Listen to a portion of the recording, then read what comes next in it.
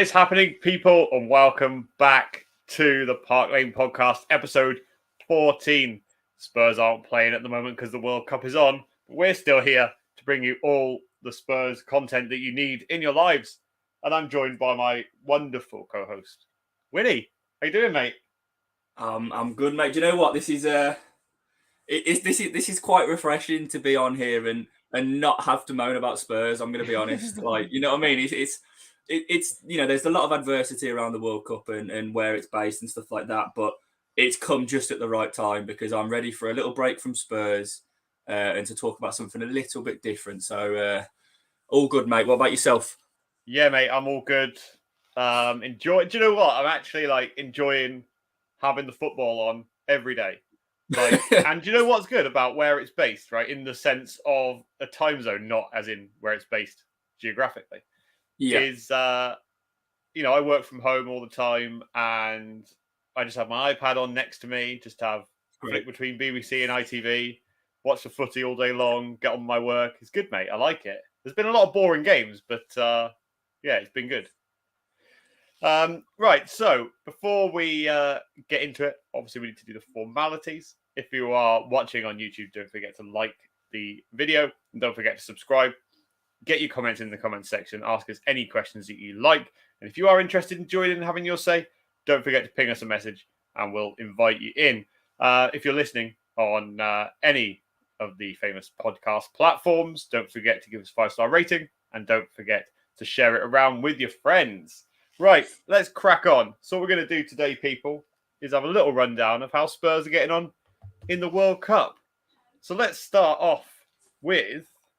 Where should we start? Let's start with England, shall we? England versus Iran, Wynnie.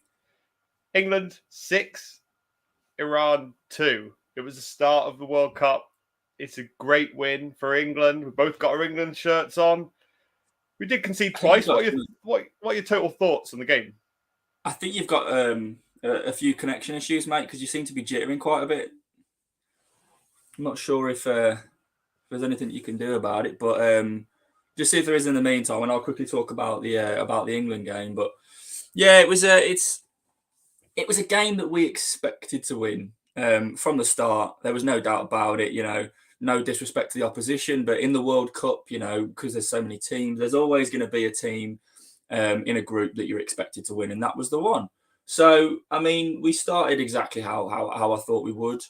It probably took us a bit longer to get the goal than I expected, but the game played out exactly as and to be honest, it doesn't normally work like that. Because England, their performances sometimes can be a little bit hit and miss, as we'll get onto with the other games we play. But yeah, so it was just I must admit I made myself look a little bit silly because on Facebook, when the team was announced, straight away on Facebook, because I've got my players who, and this is nothing to do with who they play for. When it's England, I do look at it. I look at the player as a player and not the club they play for. However, when it was announced, either side of Harry Kane, we've got Saka and Sterling. Now, I think Saka and Sterling are far too wasteful on the ball. And I made my opinions quite prominent on Facebook, and I got absolutely pelted for it because who scored? Oh, Saka and Sterling. So I made myself look like a right mug, I can't lie. But you know what? Credit where credit's due. Obviously Sterling scored because of Harry Kane. But yeah, credits. Saka's goals were decent as well. So on a whole, it was a convincing England performance. But it was one that we expected, and we shouldn't have expected any less, to be honest. Yeah, definitely. And Harry Kane only played 75 minutes. Some people thought that maybe he should have played less after he rolled his ankle. In around, 60, 58 minutes, something like that. Yeah. Again, I'm getting pelters on Twitter all the time from his performances and the fact that he's not scoring the goals. But as you say, he got 2 assists in the first game. And, that's just the Harry Kane that we know, isn't it? This is the problem. And it really, really winds me up, not just because it's a Tottenham player. I would feel the same if, let's say, for instance, it was like Phil Foden in his position and was getting absolutely pelted when he was, Harry Kane is consistent. It's very rare that he has like a 4 out of 10. At worst case, he is normally, let's say, like 6 or 7 out of 10. He doesn't normally score the goals, but he's always involved in the game. And that's exactly what it was against Iran. So, like I said, he set up Sterling for his goal. I'm pretty sure he was involved in a couple of other goals. It's just typical Harry Kane. That's what he does. And I think as he's getting older, I think he's realising that he can influence the play. We've said this before, when for Spurs, because he started to do it more for Spurs now. And I think that's the problem, is because we see it for Spurs, but it works so effectively because we have Son and Kulusevski who can take the place and can score the goals. But for England, I think some of the fans are just so narrow-minded. They look at it and they see Harry Kane like in the centre circle receiving the ball, and they're thinking, "What are you doing there? You should be up there scoring the goals." But this is Harry Kane now. As he's getting older, I think he's realising he can influence the game just a bit further back. He doesn't have to be on the last man because he's got players around him that can do that. Yeah, definitely. I was talking with a friend last night, and we'll get onto the USA game, but he said to me that he believes that Harry Kane is turning into Wayne Rooney for England. Okay. What are your thoughts on that? I mean, you can see similarities, I suppose, because if you look at not only was Rooney a fantastic goal scorer, he also was a good creator as well. He had the ability to turn and then ping a ball 60 yards up to one of the wingers, which is what Harry Kane can do. But I don't really see that comparison as such, because Harry Kane is just a different type of player. Although they have similarities, he's a different type of player. And Wayne Rooney was nice and aggressive, and he would fly into a tackle.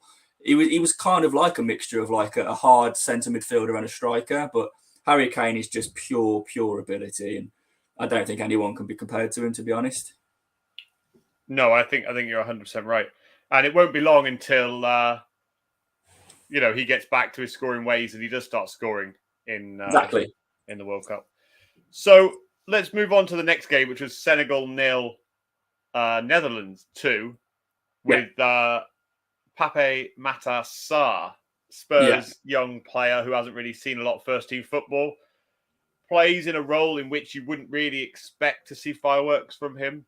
But again, I would say relatively solid performance. Senegal were in the game until very late on when they conceded 2 late goals. What are your kind of quick thoughts on him? It's a weird one because he's someone who I am dying to see. Like, I want to see more of him. And there's a few other players like that. We're crying out, on a Spurs level, we're crying out for people like Jed Spence and people like that. These are people that we want to see. So this tournament is good for people, for Spurs fans to get a look at people like Pape Matar Sarr, who doesn't feature for Spurs. I mean, it's a weird one because he's obviously got the ability, because he's traveling to the World Cup with his country. So and this isn't like a rare occurrence either. I'm pretty sure he does get in the Senegal squad, maybe not the team, but he gets in the Senegal squad whenever they have international breaks and stuff. So I'm looking forward to seeing more of him, to be honest. I'm not sure whether he featured too much in that game or whether he did at all. But I know you are correct. There was no minutes played by Sarr. Yeah. Okay. Yeah. So it was.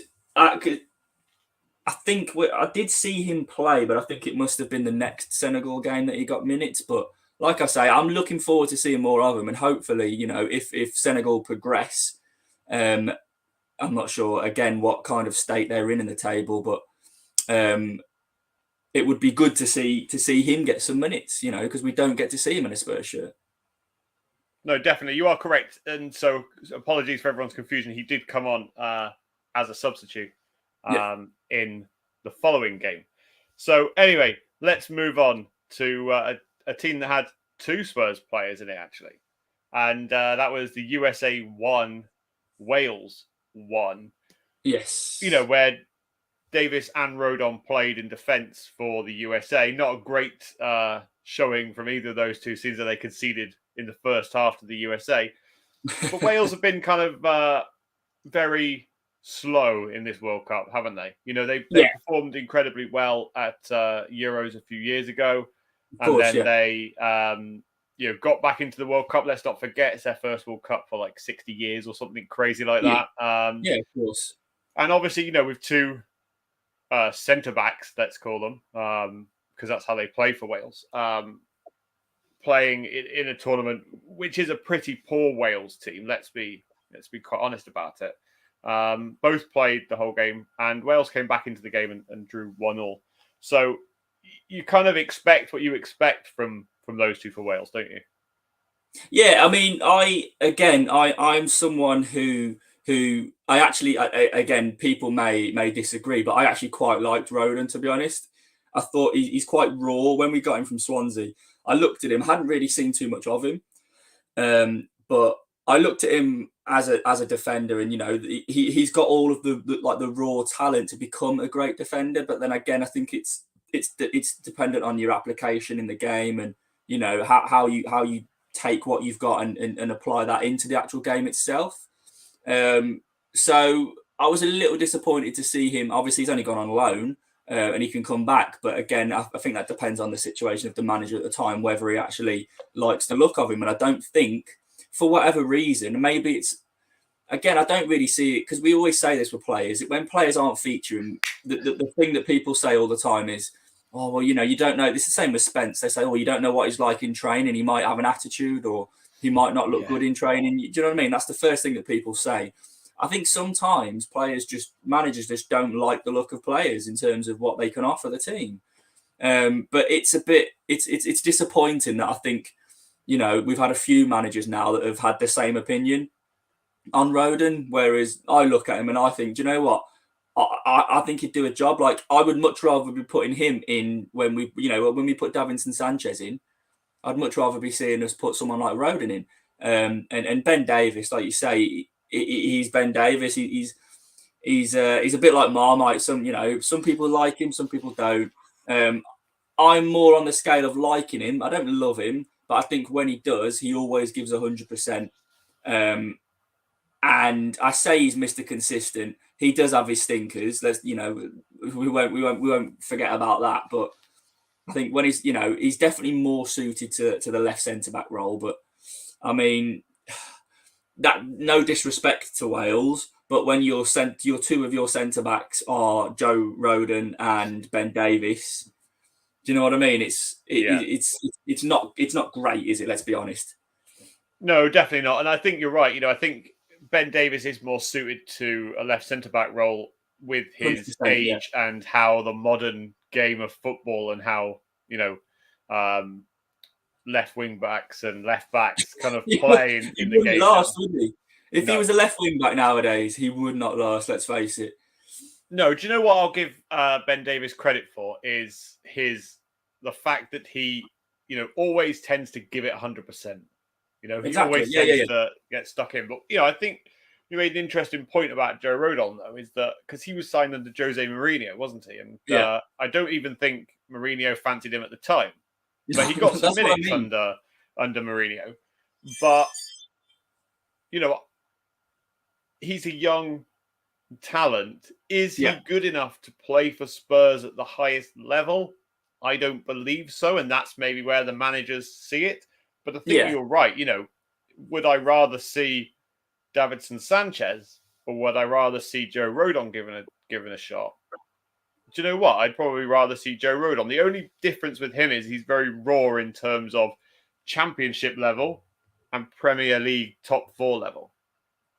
Do you get what I'm saying? I've seen him live a couple of times, and watching him come up for headers and the way he attacks the ball and the way he defends is very much like a Championship hard-hitting defender. Does that work at the top level in the Premier League?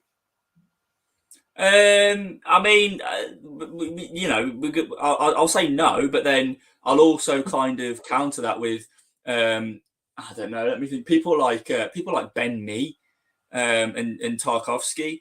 They're defenders who are I think, like what you've just described, like championship hard-hitting players, and they survived at the top for, albeit not in the top half necessarily, for your Burnleys and stuff down the bottom, they've done okay. So I think he's definitely.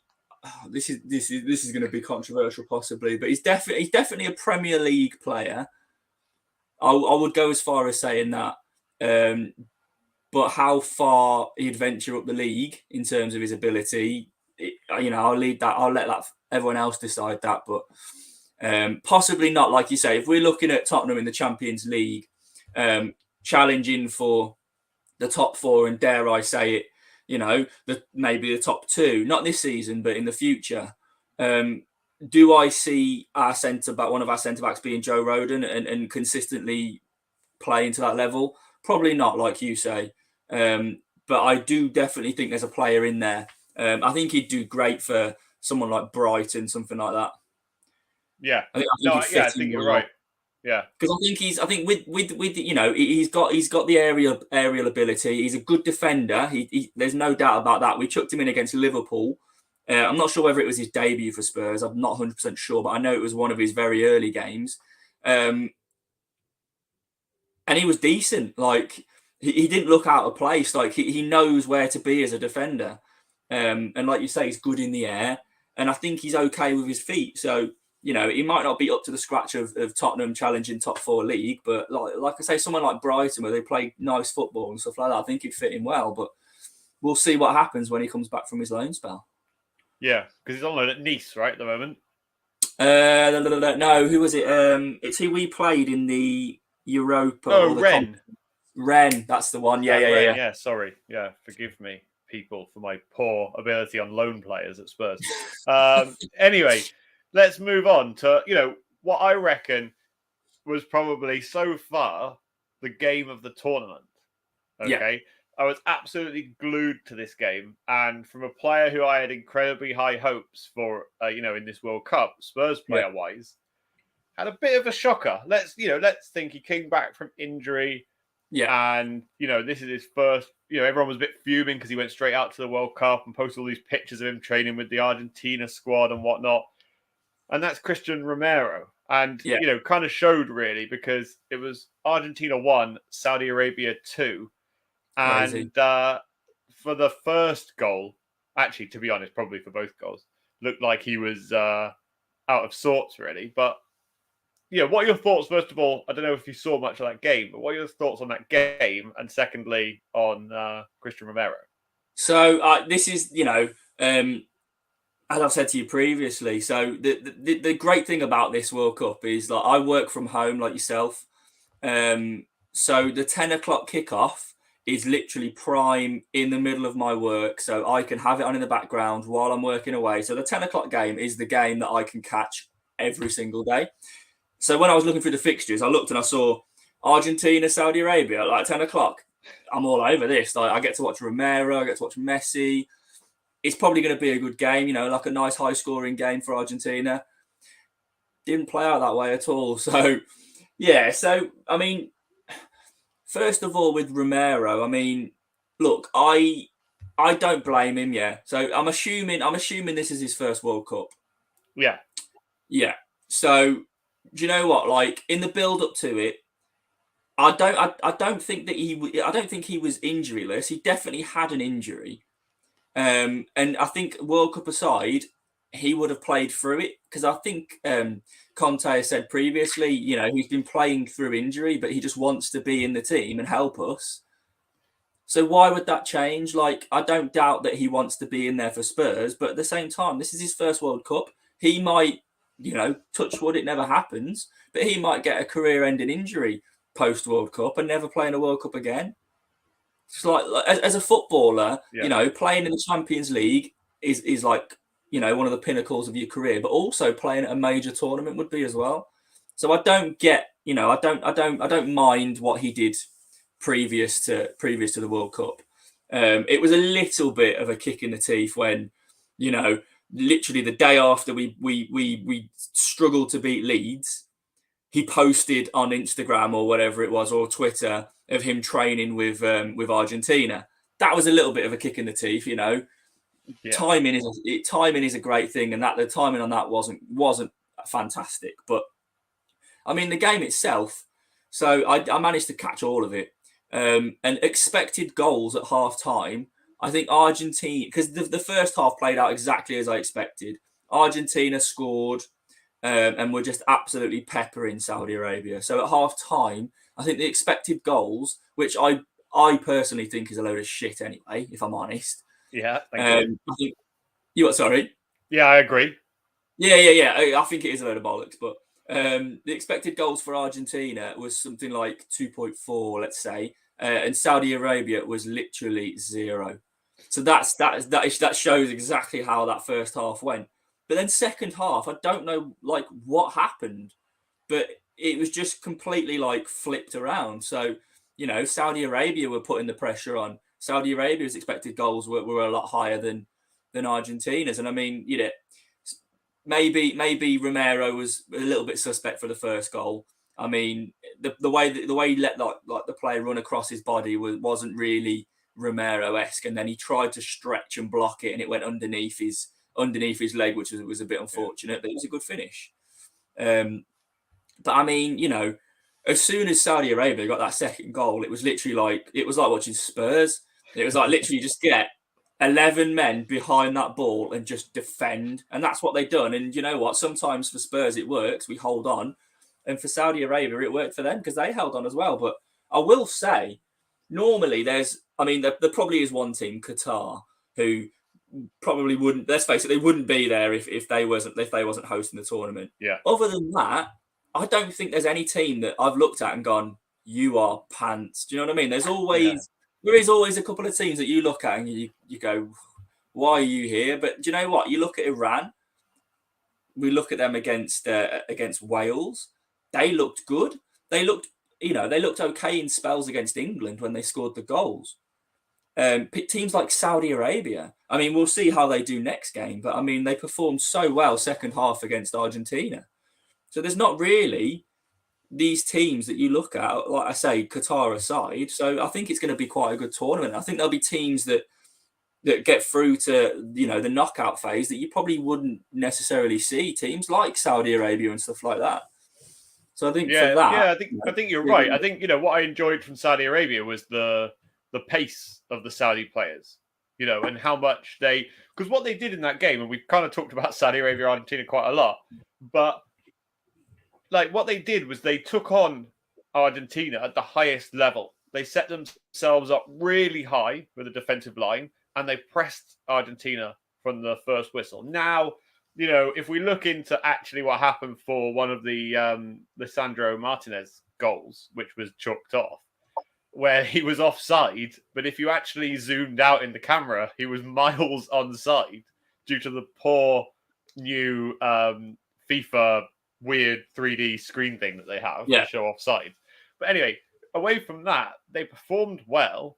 They scored 2 great goals. The second goal was absolutely outstanding. Now, I'm going to go out and say this, that if Lionel Messi scored that goal, people will be talking about it all week. And I guarantee it. You know, he controls the ball, turns a player and wraps his foot around it into the top corner. And literally, you know, as much as I dislike the Kingdom of Saudi Arabia and everything that it stands for, the King of Saudi Arabia gave everybody the day off because they beat Argentina, which is crazy. Yes. Anyway, let's move on to... There's been a couple of boring draws, and this was very boring. And that was Denmark 0, Tunisia 0, with Højbjerg in the midfield. Oh, give me a 30-second roundup of this ballfest. I mean, I managed to catch a bit of it, but it was one of those games where I looked at it as a whole and I thought, you know, before the game, I thought this is going to be boring. And I watched a bit of it and I was exactly right.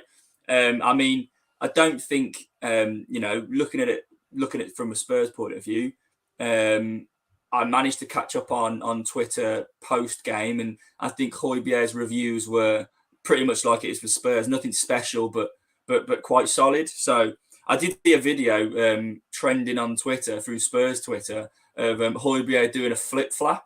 So I don't know what that he was good enough to do a flip flap and try and take a player on, but yeah, like you say, boring 0-0.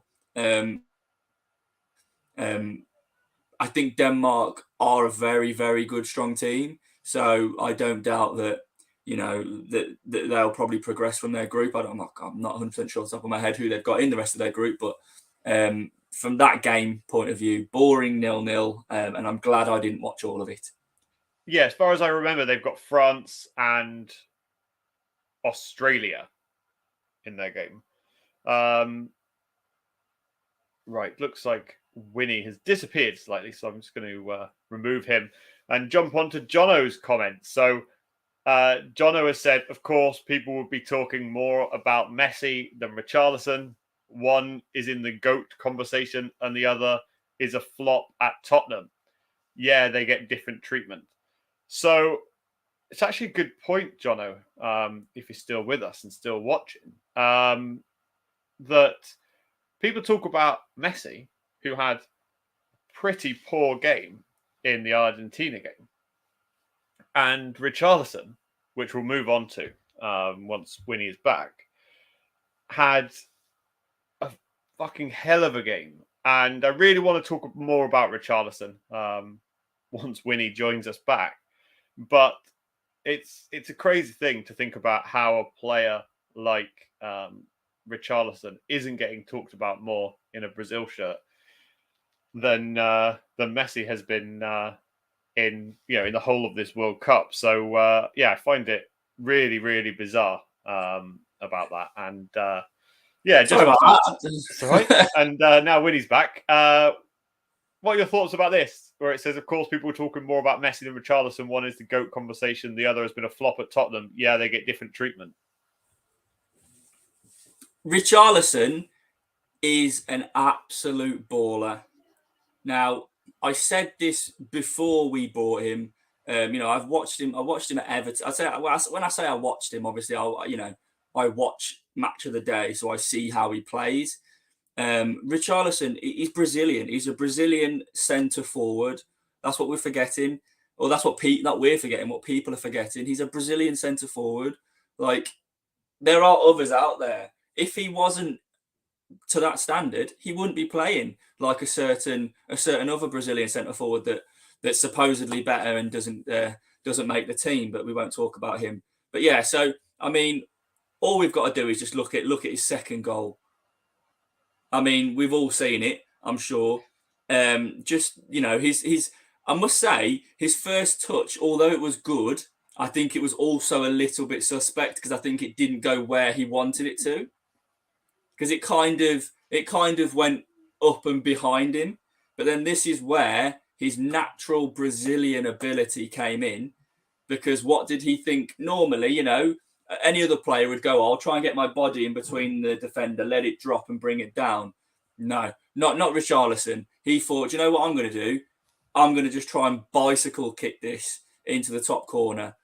And what did he do? He did it. So yeah, it doesn't surprise me because I've seen him do it. I've seen him try it for Spurs, and he's now gone and done it on the biggest stage. So Messi had quite a poor first game. Obviously, his team lost, but I mean, this is Richarlison, and this is why, as a Spurs fan now, I am absolutely buzzing because usually we've got Harry Kane and we've got a couple of we're used to having people like Nkudu, no disrespect, Brian Hill, Bergwijn, people like this. We've now, as our options, we've got Harry Kane, we've got Kulusevski, we've got Heung-min Son, and we've got Richarlison. We've got 4 players there that would get into most Premier League sides. We are very, very blessed, and I think we probably take it a bit for granted because we're not used to it. We're like I say, we're used to having if Harry Kane wanted a rest, we're looking around and going, sorry, Harry, we can't rest you. We've got no one to put in there. Whereas now, if we need to rest Harry Kane for a week, if we've got we still wouldn't, but if we needed to, we've got Richarlison that can come in and take his spot, or we can put Son down the middle. So it doesn't surprise me that Richarlison's just scored an overhead kick in the World Cup. Let's put it that way. Well, you talked a lot more about Richarlison than I expected, because we're going to jump onto him soon. But I love to hear the passion about that. So just because you did ask who else Denmark had in their group, they've also got France and Australia. Right. Okay. And just to keep everybody up to date, in case you're not watching the game, as far as I last checked, Australia are beating Tunisia 1-0, which is something I didn't expect. Okay, that's interesting. And let's move on to France. Yeah. And France beat Australia 4-1. I felt like Australia gave it a good go against them. But, the one player we want to talk about is Spurs captain, and that's Hugo Lloris. Pretty solid game. You wouldn't expect him to concede many against Australia. Did concede one. But apart from that, I would say relatively solid game. Yeah, I mean, there was nothing he could do about the goal. Let's just put that out there, because he's been at fault for a lot of goals for Spurs recently. But this one, it was a very good move. It was a ball across the box to the back post, and it was a very nice finish. I think Hugo expected him to go near post, and I think he kind of wrapped it towards the far post into the roof of the net. So it was a good goal. I mean, you don't really. I think that the beauty of it for Hugo for France is, he doesn't have to. He shouldn't expect to have a lot to do, because they have got quite a solid defence. And I mean, put it this way, he shouldn't have a lot to do compared to when he plays for Spurs, having Eric Dyer and Davinson Sanchez, etc., in front of him. So, I'm just glad that he. Do you know what? I just wanted to get through this tournament, because he's in the spotlight a bit for Spurs. And in Premier League football, because Premier League fans will look at him at the minute and go, he's getting on, he's going past it. So I'd like to see him have a very good tournament, and let's just have no mistakes. I'll take that. I think he should get far in the tournament. No doubt he'll probably come up against Harry Kane at some point. I haven't looked at. That's one thing I haven't done yet. I haven't looked at potential opponents for England, but France always seem to be there. They always seem to be on our side of the tournament. So no doubt, if we can maybe get to a semi or a quarter, we'll come against him. But do you know what? I probably wouldn't mind a mistake there if he comes up against England in the semi-final. I wouldn't mind that if he chucks one in the goal there. But just on Lloris, just a nice solid tournament would be good. He was solid that game. He didn't have to do a lot, so it would be good to see him come up against a team with a bit more fight in them, even though Australia, they started quite well. So we'll see further in the tournament how he progresses. Yeah, definitely. And moving on to another game with a Spurs player in, and that was Ivan Perisic. Yeah. And that was Morocco 0, Croatia 0. We had a couple of 0-0s actually, which is boring to talk about. But it was nice to see Perisic play for Croatia, because the lasting memory I have of Perisic for Croatia is when he scored against England. Yeah. To knock us out of the Euros in when was that? 2019 or 2018? 2018. And it was nice to see him play. I think he had a couple of chances in that game, but again, you don't really expect him, when you see him in a Spurs shirt, play. Scoring loads of goals. You don't really expect it. So I was expecting a goal fest from Perisic, but again, he's an old head. That Croatian team, for me, the whole team is a worry in terms of where they go next, because of the likes of Luka Modric, the likes of Perisic. They're getting very old. An aging squad, but solid enough 0-0. You'd be unhappy if you were Croatian, wouldn't you, with that, really? Yeah, I think so. I mean, because like you say, you always look at Croatia as one of those teams, that can damage people. They usually are quite solid. So I think they probably will be disappointed with that. Probably seeing as though Tunisia are now losing to Australia, they'll probably look at that and go, actually, I know who is that. Is that who it was? Bear with me a sec. Morocco. Sorry, I'm looking at a wrong. They've got Uruguay and South Korea. Yeah. Oh, okay. Yeah, that's cool then. But yeah, so they probably will look at that game now. Sorry, apologies for getting the group wrong there. But they'll look at that now and go, Uruguay and South Korea, very, very difficult games. So that's the game that if they're, before the tournament, they've looked at that probably and gone, Morocco, like we need to get 3 points in that and then hope for the best in the rest. So they will be disappointed, but like I say, they've got the players in there. They've got the Modric's, they've got the Perisic, they've got some decent players. So I don't write them off against Uruguay and South Korea, but the winnable game was definitely the first one, and they didn't do it. So I think they might pay for that. Yeah, definitely. And quick shout out to Nippon from NS Sports TV. Thanks for joining us. For those that have just joined us, let us know your thoughts on the World Cup so far, your highlights, and if you support different teams, how your players have got on so far in the World Cup. So let's move on to what I expected was going to be the best game for me in the World Cup. Two decent sides with decent players, coming in and playing, but ended up being a pretty boring 0-0 draw, and that was Uruguay 0, South Korea 0. We had two players in this game on opposite sides, so it was really nice to see. Sonny coming back, I feel for Sonny because, he got that bad injury around his eye socket, which he had to have surgery on. And then he's come back and he has to perform at the World Cup because he's the golden boy of South Korea, up against Rodrigo Bentancur. Both players play in different positions, but it was lovely before the game to see the embrace between them, wasn't it? It made, honestly, like it made me. This sounds weird, but it literally made me tingle. I don't know why, but like before the game, I saw their little embrace, and you could see they genuinely really, really like each other. And I think that's testament to the spirit we've got at Spurs at the minute. I don't think there are many players that, let's talk about like a Pogba at United, so to speak. Someone that's a bit of an outcast, a really good player, but doesn't seem to get on with everyone. All of our players seem to get on, and I think that was evident from watching that game. And I mean, even during the game, did you see that little embrace? Yeah, it was brilliant. When I think they were waiting. Someone was waiting to receive a throw in, and I think Son creeped up on Bentancur and almost held his hand and stroked his arse. So it was a bit weird, but it was. I'm surprised that didn't give you tingles, mate. That it did. That, to be fair, that did give me tingles. I'm not maybe tingles in a different area. No, I'm joking. But yeah, no, it was good. It was good to see. The game aside was a little bit naff, but I was concentrating on that purely just watching Bentancur and Son, because I mean Bentancur did what Bentancur does and just was just Mr. Consistent. Didn't really have to do anything spectacular, but I mean he did do one little roulette in the corner. I don't know if you've seen that. Did you manage to catch that? Yeah.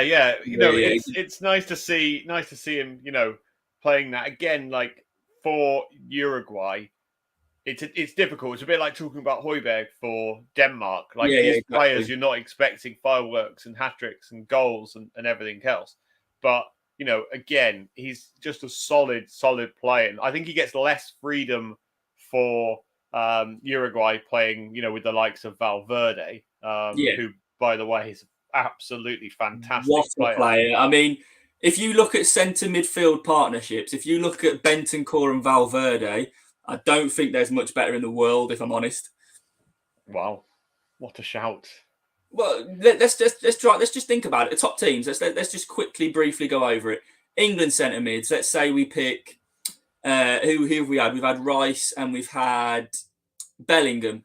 Decent, that is decent. I must admit, to be fair, but I don't know. I mean, do you know what teams? The top teams. Let's say the teams that you expect to do well. Teams like Spain. Let's put Spain in there. I don't even know who their centre. Maybe that's me just being oblivious. I don't even know who their centre mid partnerships are. But Gavi, is he playing that role? Is he a bit more attacking? Yeah. You're testing my international knowledge, which is pretty. I am, to be honest. And that's why I'm testing you, because I ain't got a clue either. Yeah, Jude and Declan. Yeah, exactly. Nippon said. So, what I will say as well, by the way, Jude Bellingham. Wow. Yeah. What a player! Like, the natural ability that he possesses is phenomenal. Like, for such a young age as well, he's done so much for his age. He's came through Birmingham, and then got spotted Gavi, Busquets, and Rodri. Oh yeah, okay, that's pretty decent. Yeah. Maybe I've made myself look a bit silly there. But yeah, no, it's still Valverde, and Bentancur. They're definitely up there as a partnership. Yeah, definitely. And let's move on to the last game of the first kind of round of games, and that was Serbia against Brazil. Brazil won that game 2-0. And do you know what? Like, I'm in a group chat, okay, with a Liverpool fan and an Arsenal fan. Actually, shout out to both of them, Ben and Kieran. They were the OGs of this channel before it kind of turned into what it is now. And me and Kieran give each other a lot of stick because he's an Arsenal fan. But when that team got announced and Richarlison was named ahead of Gabriel Jesus, I was absolutely laughing my head off. Because we've had this debate for months and months and months about who is going to, play up front for Brazil. And it was just wonderful to see. But part of my brain was like, oh, I hope he doesn't flop in this game. I hope he doesn't, make an absolute tit of himself. And I get ridiculed forever. But what a player. What a player. 2 goals from Richarlison for Brazil. And he's going to have to step up more because Neymar's out for the rest of the group games. Yes. Yeah, we're Richarlison thoughts. We're looking at someone now who potentially, if he carries on the way he is, he could be the tournament, the golden boot. He could win it. What's saying he couldn't? I mean, yeah. Before the tournament, I tipped. Ironically, I tipped Brazil, the 2 South Americans, Brazil and Argentina, to be the 2. I said obviously they both can't win it, but I tipped one of those 2 to win it. I was probably, I don't know why, but I was veering on the side of Argentina more, probably because of the the Messi factor. I'm a massive Messi fan. Messi is the GOAT. That's probably why I was tipping that way. But if you break down Brazil's squad, wow, they have got some unbelievable players. So, like I say, we're looking at someone now who could potentially win the Golden Boot. And I mean, imagine that for someone like Richarlison. I mean, before the tournament, I'm sure all the Spurs fans would have seen the video of him sitting with his family when they announced the squad and stuff and going absolutely mental. I mean, for me, there was no doubt he was going to be in that squad. But still, it was so humble that he sat down with his family. And when his name was called, they all got absolutely, ecstatic and they were so jubilant. And it was the same when he scored. There was a video going around on Twitter of his family watching the game. When he scored, they went absolutely mental, all running around, hugging each other, crying. And that's what it means. So imagine what it would mean to him if he won the Golden Boot. It literally would be incredible. So, I mean, if he keeps up his goal scoring, I don't see why he can't. But again, it just depends on how far Brazil get. But yeah, literally, I know I've talked about it already. His second goal, I play football myself, not to a fantastic standard, but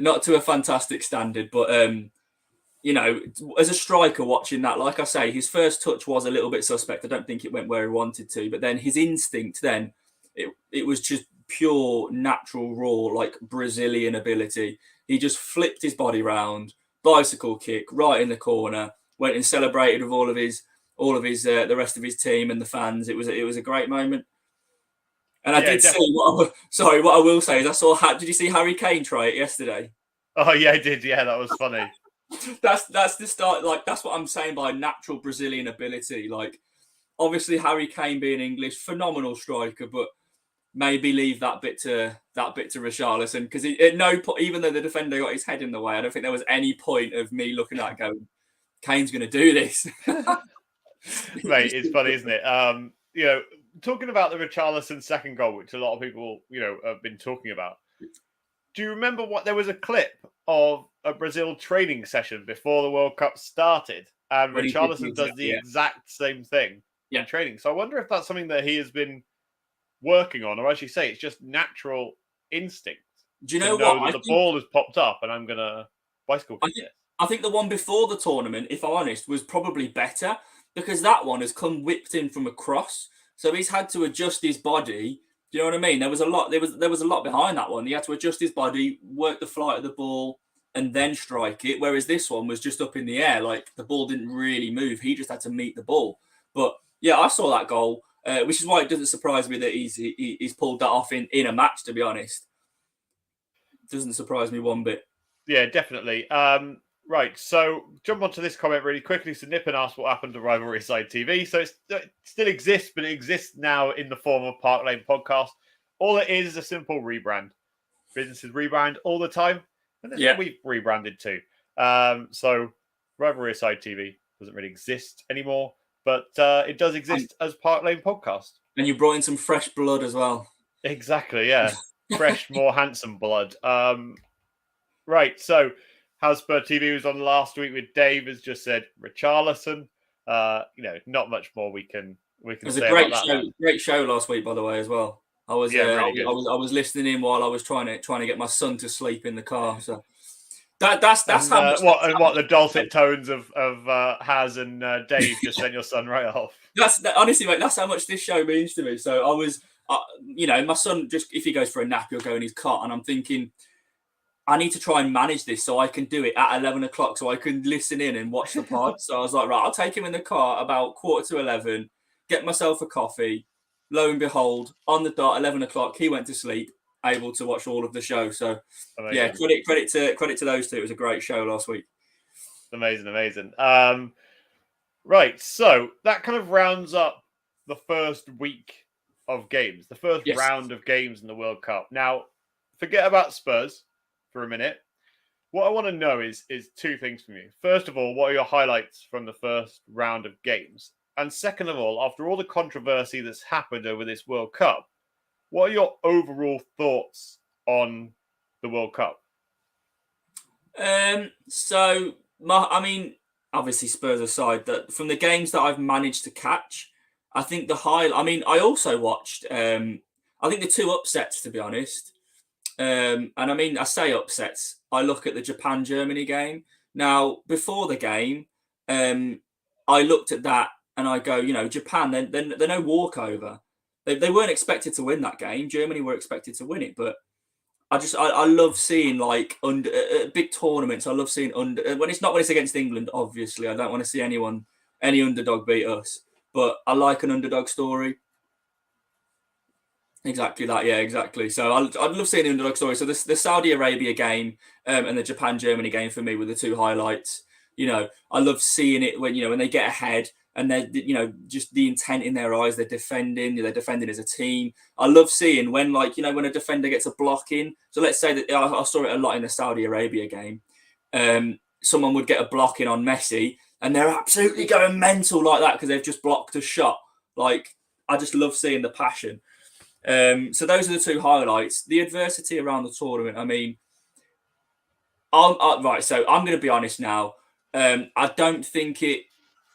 I'm not one of these people beforehand. Obviously, I'm aware of the adversity from where it is and what's happened for the tournament to happen. There's a lot of people that have lost their lives, and that is disgusting. However, what I will say is I'm not one of these people. I'm not going to, before the tournament, I heard people say, well, I'm not going to watch it. You are going to watch it. That's the thing. I know you're saying that to make a point, but you are still going to watch it. I have loads of places. Yeah, exactly. Yeah. So that's what, the Japan game, they were underdogs, but it was a very, very good game. So the adversity behind it, I'll be completely honest. It bothers me, but it doesn't bother me, and I don't want that to sound horrible. But I'm still going to watch every game that I can. What I will say is people aren't helping themselves. So, like the whole One Love armband and stuff like that. We were gonna, Harry Kane was going to wear one. I think a couple of other teams were going to wear one, and then at the last minute they decided against it, which I think was a good move. Rightly or wrongly, their beliefs in that country, we, as other countries, we have to respect that if we go over to their countries, even if we don't believe in what they believe in, we still have to respect that that's their country's beliefs and stuff like that. So I've seen a couple of people go over with One Love. I saw it yesterday. Someone had it was innocuous. It was just a One Love Nike wristband. and it had like the colours on it, the rainbow colours, and they got refused entry. And they put it on Twitter and were saying, this is disgusting, bloody, bloody, blah, blah, blah. And I get it. Like, you should be able to wear something like that to football. But what we have to understand is that's their beliefs. We're in a country where they believe something. And even if we don't believe it, we still have to respect it. So I'm going to watch it every game that I can. I love the fact that there's a game at 10 o'clock. I'm going to be honest. I love it because I can sit there and work and watch it. So, it's not going to stop me watching anything. Let's put it that way. No, fair enough, and that's a very good and honest take on what is going on. I'm not going to jump into it in too much detail. It's very difficult for me, the whole subject around it, because for those that don't know me, I spent 4 years living in the Middle East, and I had a very honest conversation with my mum the other day, who also actually happened to live part of that time in the Middle East as well. And, we have completely different views. She has decided to completely, boycott the whole tournament. But, what I will, if people want to do that, 100%, like I agree with you. That's fine. But for me, I think it is okay to understand that what they believe in isn't okay. But also at the same time, like, it doesn't directly affect me, so I am still going to watch it, if that makes sense. Yeah. What I will be honest about, and people may tune off and not want to listen to this, but I have seen and experienced a lot of time with said migrant workers. Now, I'm not going to say that I spent hours eating dinner and chatting away with them, but whilst I was, living out there, I'll be very broad about it. All of the buildings that everybody goes to and everybody goes on holiday to and everybody takes Instagram shots and everybody, posts about and, wants clout for living, traveling and living in Dubai and Abu Dhabi and Qatar and all of these places. They are built by underpaid, underappreciated and effectively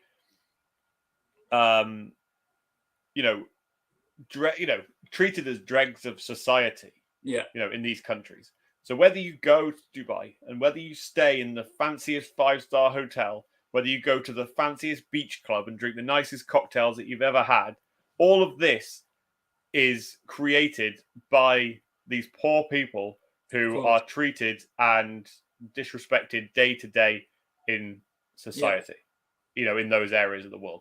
So all of these people that have come out and all of these statements that have been made by pundits and other assholes that have made these statements, worn these armbands in protest, are still the same people in their time off are going to these places and enjoying the luxuries of the world, which is built by the blood and tears of these poor, underpaid migrant workers. Yeah. So there's a very big difference between making a statement and also enjoying and reaping the sadness of these people, in my opinion. And so it has to be really carefully looked into in what you're going to protest about and then what else you're going to do.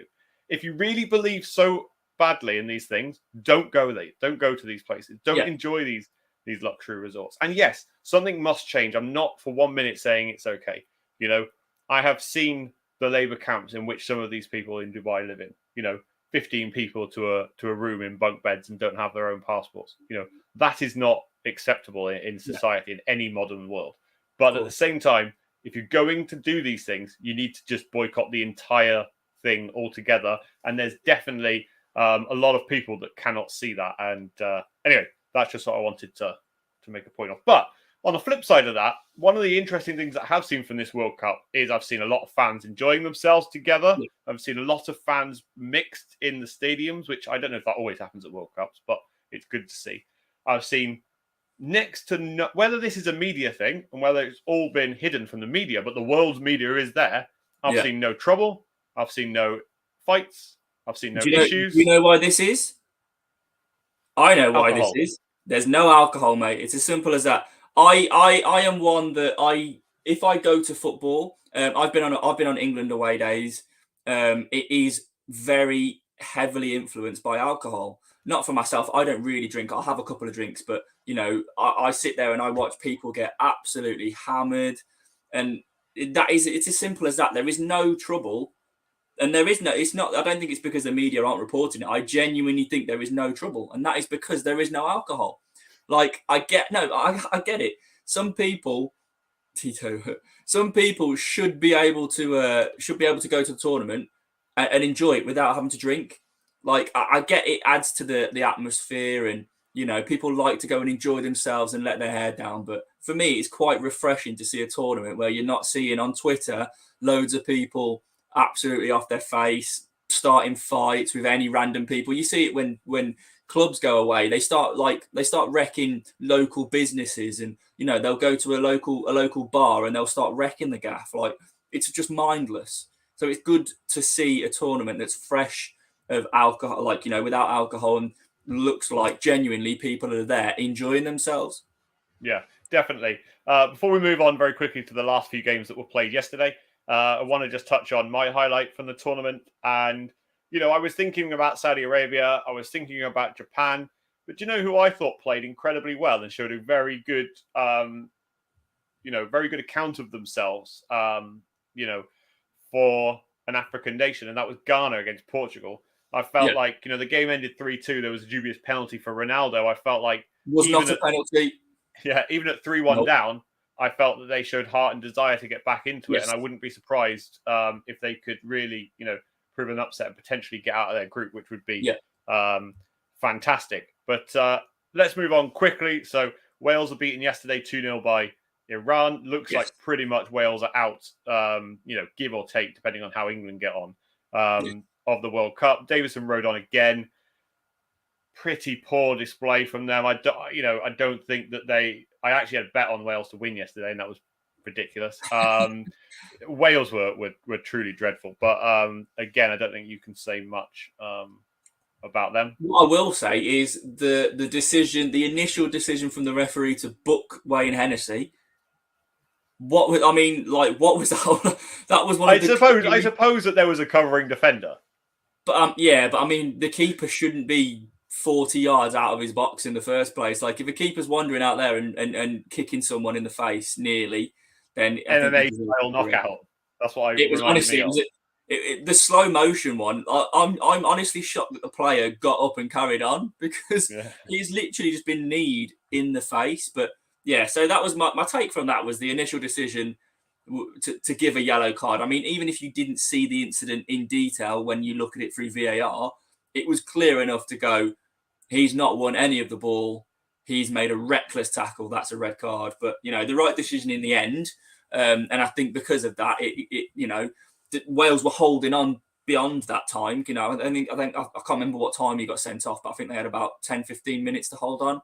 And I thought they was going to do it at one point, and then the first goal that went in just kind of killed them off. So, like you say, just to keep you all updated, sorry.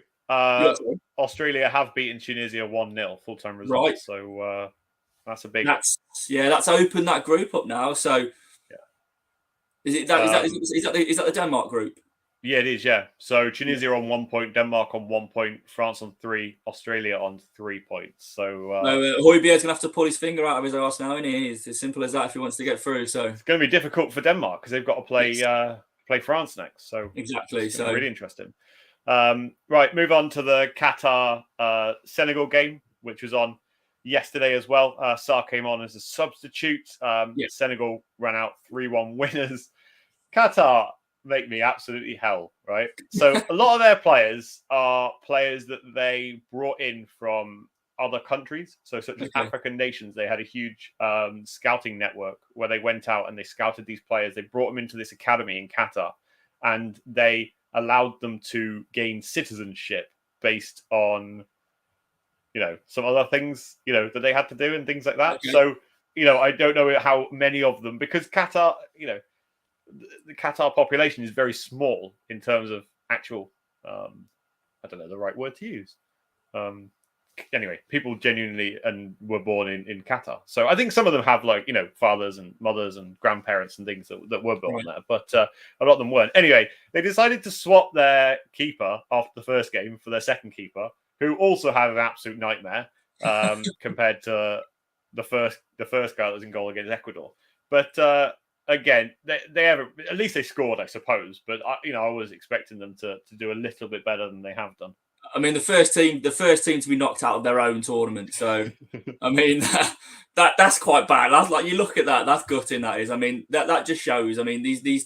It's great that these teams get automatic qualification if they host a tournament, but at the same time, like, you've got to think, should we really be there? Because I mean, it is embarrassing. There's no doubt about it. Like, being knocked out first of your own tournament, but fair play to them. That at the minute they're hosting an okay tournament. So maybe they can continue doing that. So, yeah, definitely. And there was one other thing I was going to mention about Qatar, which was that, a lot of people forget that they did win the 2019 Asian Cup and they did beat Japan in the final. So, I did not know that. Yeah, and that was held in Abu Dhabi in 2019. So, I was expecting a little bit more from Qatar, but to be fair, their coach has never coached first team men's fantastic, men's team before until he took over in Qatar, and I think he wasn't even the manager at the time, and he took them to the 2019. Look how good Tim Sherwood done for us. Do you know what I mean? Exactly, but before that, he was a Barcelona B coach, so he does have a little bit of information. There's some Qatar football knowledge for everyone in case they cared. Anyway, moving on to the final game, and that was last night's Borefest, which reminded me exactly like England versus Scotland in the Euros. Yeah. And that was England 0, USA 0. And actually, I think England were lucky to come away with a 0-0 draw. I agree. Yeah, I agree. It was one of those games where I think England in particular, possibly USA as well, maybe not so much, but I think England were happy to go out there. England were happy to go on that pitch and get a draw, because I think that pretty much sees us through now. I mean, I've looked at the group, and I think I think even if Wales beat us, I'm pretty sure that it'd have to take some significant swing for them to top us. So I think we are, although it was a boring game, like I say, it pretty much confirmed us going through to the next stage. So, I mean, USA, they're a weird. Like, I look at them and I don't expect them to be amazing. But do you know what? They have got some good players, and one player that we're looking at in particular in McKennie. So it was good to see him, because I know we've been linked with him and we are continuing to be linked with him, but I haven't really seen too much of him. But from what I saw yesterday, I quite like him, and I think if we get him, I'm not sure if it's going to be in the summer, and I think it's a free transfer. I'm not 100% sure on that. I think, so. Do you know what? For free, like, I think he's going to be. I think it'd be a good acquisition to the team. But I think, if I'm honest, I think the game played out exactly as I expected. I think both teams almost like cancelled each other out as such. Yeah. But like you say, I think in at times Pulisic hit the bar with a good effort. But I mean, other than that, I don't think there was anything significant. I mean, what can you talk about in a game that's that boring? Denmark 2, France to open the score. Ericsson, Leverheuber, injury time winner. That would be nice. I'd like that. Yeah. I don't know if I can see that happening, but I know. See, but yeah. So the England game, it was boring. It was what I expected, and I expect us to be a lot better against Wales. Yeah, definitely, and especially with Wayne Hennessy not obviously playing, Danny Ward will be in goal for Wales. Wales really haven't got anything to play for apart from pride. The only thing that I worry about is the fact that England against, I don't want to say close nations, because obviously the USA isn't, but England have never beaten USA in a World Cup match or like a competitive match. And England were poor against Scotland in the Euros, and England were poor against Wales in the Euros until we did beat them late on, going back to 2018. So it will be very interesting. I'm trying to work out in my brain, as you say, what scorelines would mean that England didn't go through. And so I don't believe. Yeah, as you say, I don't know how that would happen, because even if Wales beat us and Iran beat USA, we would still have better goal difference than Wales. I think there has to be. So let's just quickly look at it now. Let's say Iran beat USA or vice versa. If either of those teams win, they would be above us on points. Yeah. And if Wales beat us, they will be level on points, but they're on -2 and we're on 4 goal difference. Yeah. So they'd have to beat us quite a lot. So yeah, and I can't see that happening. Could I see them beating us? Probably, because like you say, they've got a lot of pride to play for. England possibly think they've already qualified. So could I see them beat us? Maybe, but not significantly enough to take us out of the tournament. So yeah. Perfect. What I will say, sorry, before someone gave me basically my friend messaged me and said, let's hope the curse of ITV doesn't strike. So interestingly, when we've played on BBC and ITV, so we've played on ITV, our ITV record, we've played 24 games, we've only won 4. Oh my God, that's crazy. But we are on BBC. On BBC, we've played 22 and we've won 15. Oh, we're on BBC on Tuesday night. So there we go. So, and it was interesting because I messaged him and I was like, all right, come on, man, let's not be silly. ITV, another draw. So it's the curse of ITV. So if we get a big game, let's say a semi-final, and we're on ITV, we might as well just go home.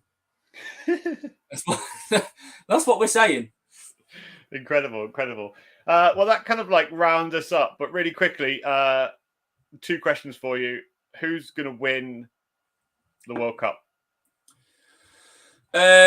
So pre-tournament, I thought Argentina. After the first round of fixtures, I think Brazil. And who's going to be? I'm going to go Spain. Okay. Because I thought they looked phenomenal. Actually, do you know what? That's the one game that I haven't seen, but I saw the result and it was at 7-0. 7-0. Yeah. Okay. So.